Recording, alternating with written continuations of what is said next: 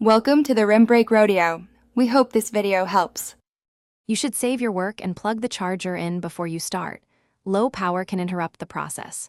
Once ready, click Start, then Power, and choose Restart while holding the Shift key to force the recovery options. You do this because the Shift plus Restart triggers Windows to skip a normal boot and offer advanced startup.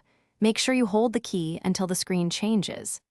This begins the path into safe mode without needing BIOS access yet. Once the recovery menu appears, choose Troubleshoot, then Advanced Options. This gives the controls needed to change how Windows starts.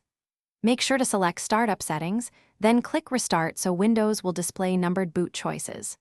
When the machine reboots, you'll see options like 4 for safe mode, 5 for safe mode with networking, and 6 for safe mode with command prompt. Press the number key that matches the services you need. This step changes which driver you'll boot into safe mode with a stripped-down Windows environment.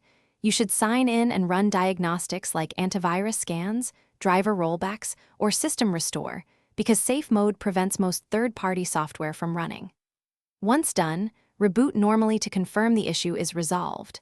If not, repeat and choose safe mode with networking to fetch drivers or updates. If the recovery menu does not appear, power off. Then power on and repeatedly press F9 or F8 on some Asus models to access recovery or BIOS and retry. Thanks for watching. Consider subscribing if we helped you.